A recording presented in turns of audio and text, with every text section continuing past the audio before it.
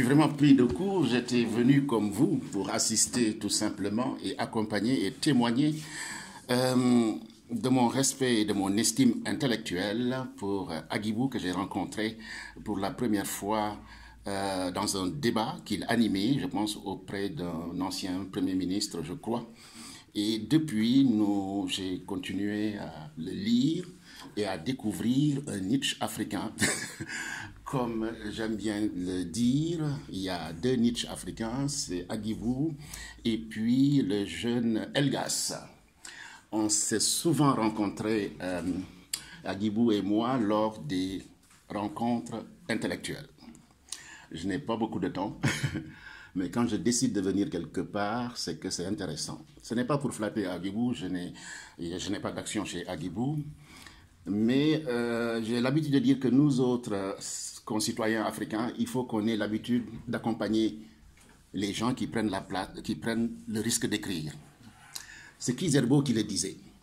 Si vous n'écrivez pas, les autres vont écrire à votre place et il sera trop tard pour rectifier. Depuis 10 ans, depuis 15 ans, j'essaye de promouvoir des écrivains, des penseurs, des artistes. Toute personne qui sait écrire, j'essaye à mon niveau de le promouvoir. Je n'ai aucun intérêt, j'ai une activité salariée, donc je n'ai besoin de rien. La seule chose que je veux, c'est de partager. L'occasion m'est donnée effectivement de lire cet ouvrage et je voudrais m'en excuser parce que c'est mon ami Silla qui me dit, on était à Gingembre littéraire le 7 avril, encore un événement intellectuel de haute facture au journal Le Monde avec notre ami de Genève, Gorgui Ndoye. Et j'ai dit à Silla, Agibou est là. Chaque fois que je vois des jeunes intéressants, je dis à ceux qui sont autour de moi, telle personne est là, parce qu'il faut la rencontre.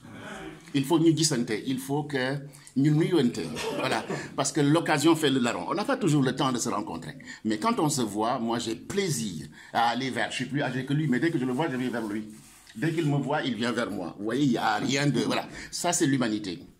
Et Silla me dit, mais grand, Khamri, il a écrit un livre. Maneko, quoi? Je ne savais pas. Tout de suite, je suis allé chercher le livre. C'est hier à 22h45 que j'ai fini la lecture du livre. Pourquoi 22h45, je l'ai lu en 2 temps. Le premier temps, et comme l'a dit Ben, j'aurais aimé qu'il soit là, qui te taquinait beaucoup. Quand je travaille un auteur, j'étais en train de faire du sport, vous voyez, j'ai un peu d'embonpoint pour perdre un peu la graisse. J'ai écouté une émission entre Agibou et Ben. Ce sont 2 amis. C'était folklorique. Mais derrière le folklore, Ben a tracé, c'est l'interview qui m'a le plus marqué. J'en ai écouté d'autres, hein. Mais avec Ben, c'était marrant. Denis donne faux. Mais dans le jeu, il y avait quelque chose d'autre. Et c'est ce que le philosophe a retenu. Ben disait, chaque fois qu'il lisait le livre, il avait Google. Ça veut dire que Agibou maîtrise la plume. Maîtrise la plume. Le parcours de Agibou est intéressant. Je ne savais pas qu'il avait fait de la philosophie. Je sais qu'il était brillant. Mais je ne savais pas qu'il avait fait de la philosophie. Et qu'importe d'ailleurs. Qu'importe. Et il lui dit, il me fallait Google. Moi, il ne m'a pas fallu Google. Je donne une entrée. Quand vous lisez un auteur soi-disant pertinent, allez au texte et revenez après au titre.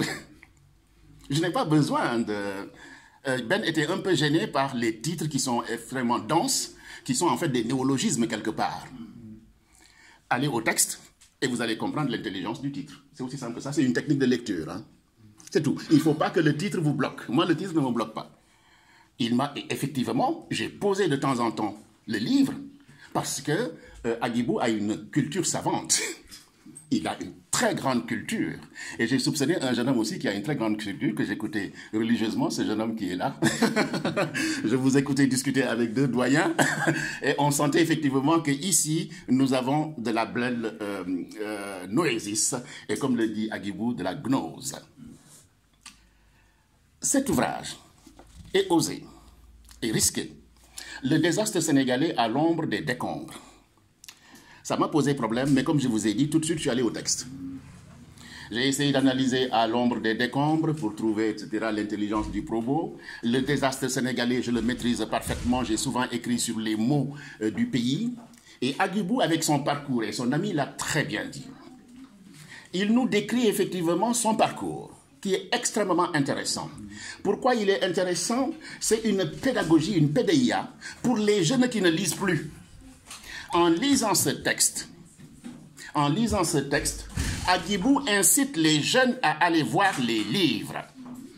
Il a une sagacité remarquée et remarquable et on ne peut pas le lire si on ne va pas fréquenter d'autres ouvrages. Ça veut dire tout simplement qu'il a un parcours. Et ce n'est pas n'importe qui. Et un parcours, et chaque fois qu'il pose un mot, il est argumenté. Je suis philosophe, je ne cite pas beaucoup parce que je n'aime pas citer. Je maîtrise les concepts, je maîtrise les auteurs, mais je ne joue pas à citer. Agibou cite beaucoup, mais c'est des citations qui viennent corroborer une pensée. Comme en dissertation, ce qu'on enseigne aux élèves, etc., en dissertation. Au Sénégal, en général, de citer pour montrer qu'ils sont brillants. Agibou va montrer qu'il est brillant, il va manquer de modestie, et il a raison. Mais, chaque fois, c'est le fruit d'une argumentation. La citation vient corroborer un argument. Et ça, on dit aux jeunes, initiez-vous à ça. Et c'est Jankélévitch qui m'apprenait ça. Il faisait passer l'oral à des jeunes, et les jeunes disent, Agibou a dit, le grand docteur, M. Lee Chérif, qui est là, que je salue, a dit, Pape Sissoko a dit, Jankélévitch dit à l'étudiant, et Paul, qu'est-ce qu'il dit? En philosophie, c'est très facile. Il a dit, mais toi, qu'est-ce que tu dis? Il nous montre ce parcours. Et il y a un autre moment que j'ai beaucoup aimé. C'est là où vraiment tu salues tous ces maîtres, tous ces gens qui t'ont forgé. Mais en te forgeant, tu t'es émancipé. Et tu as même pris un exemple entre Aristote et Platon qui m'a beaucoup amusé. Aristote dit, j'aime bien la vérité, j'aime bien Platon, mais j'aime plus la vérité.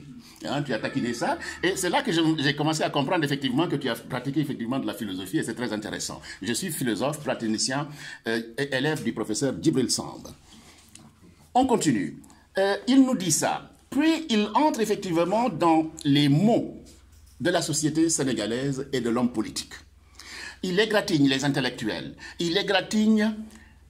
J'allais faire une critique lorsque je suis tombé sur les marabouts, sur la presse, et Agibou en a parlé. J'ai dit, eh ben dis donc, je n'ai rien à dire.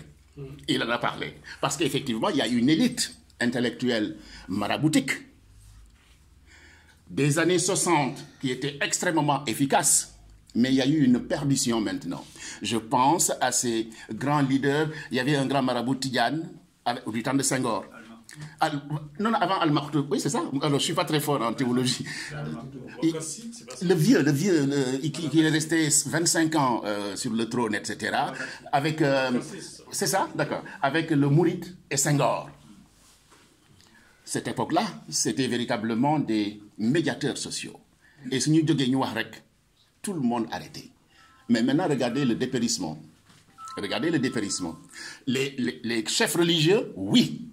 Mais les petits chefs, qu'est-ce que nous les mais les grands chefs, je distingue le grand chef des petits, hein, attention, hein. Les grands chefs, les leaders et les petits, qu'est-ce d'autre les petits? Parce que le jeune Sénégalais, il a changé. Il a changé. Il y a eu des dérives. Il a tellement souffert et personne ne vient à son secours. Et le grand chef ne va pas se lever à tout bout de champ. Il fait ce qu'on appelle de la diplomatie douce. Nos chefs religieux savent le faire. Mais on a en face de nous, excusez-moi, qui est un peu têtu et qui ne sait pas écouter. Je voudrais prendre ici quelques références, tout simplement. Et j'en aurai terminé. La page 103. Alors, Agibou, oui, allez, ça va aller. Agibou cite Fanon, que j'adore beaucoup. Il dit, « La densité de l'histoire ne détermine aucun de mes actes. Je suis mon propre fondement.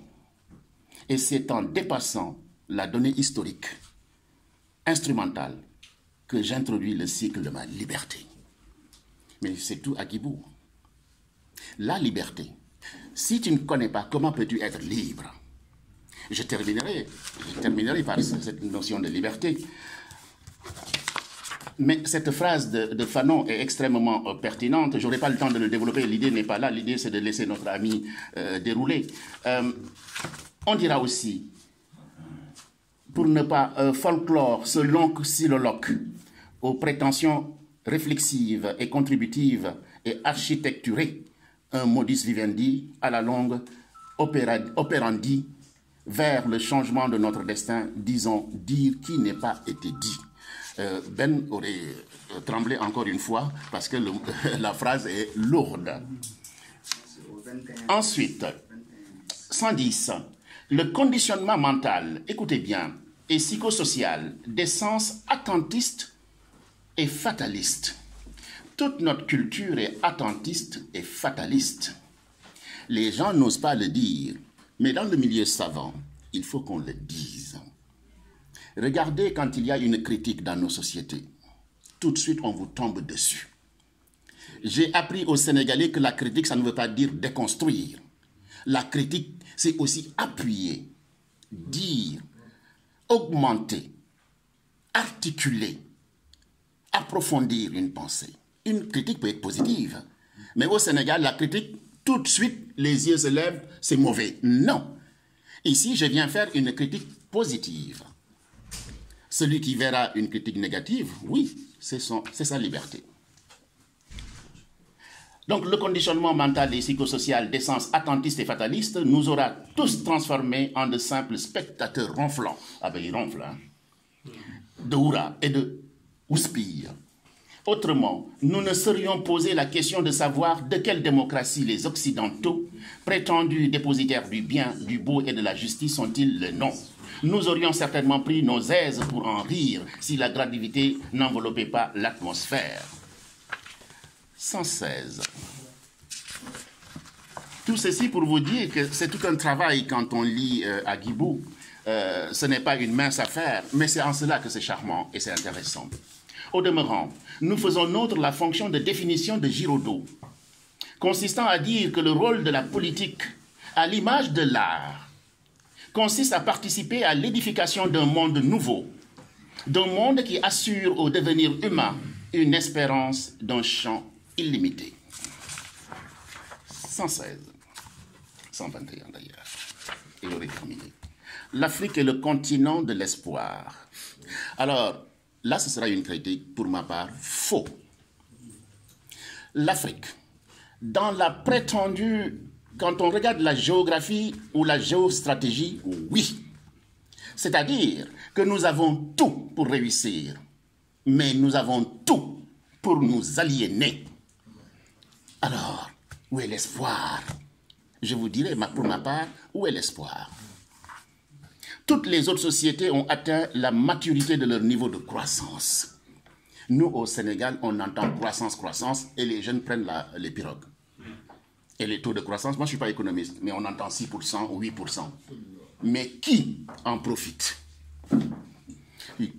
C'est pourquoi la lecture de Aguibou, sa lecture transversale, sa polysémie, son encyclopédie, lui permet effectivement de faire des analyses pertinentes au ciseau. Et Aguibou, comme je le dis, on l'aime ou on ne l'aime pas. Alors moi je l'aime, intellectuellement. Je l'aime beaucoup. Je l'aime beaucoup, je ne suis pas toujours d'accord avec lui, mais je l'aime beaucoup parce qu'il m'impose de réfléchir. Et quand il vous tire, il faut avoir des bagages. Mais tout le monde peut lire ce livre-là. Comme je vous ai dit, c'est un livre didactique, pédagogique. Il nous incite à lire, à aller fréquenter des ouvrages, etc. Et en cela, c'est très intéressant. Et tout son parcours militant. Et je me rappelle quand tu disais effectivement, c'est ton grand frère qui t'a initié au marxisme, et vous lisiez effectivement, vous racontiez Marx, vous récitiez Marx en Wolof. Mais on est dans la traduction chez Souleymane Bachir Diagne, avant l'heure. Mais on est dans la traduction. On est dans la traduction, un sujet phare chez l'un des meilleurs intellectuels du monde, Souleymane Bachir Diagne, la théorie de la traduction. Et quand effectivement ces jeunes, Marx n'est pas facile, hein. Les concepts économiques, ce ne sont pas faciles. Vous les traduisez en Wolof, ça va,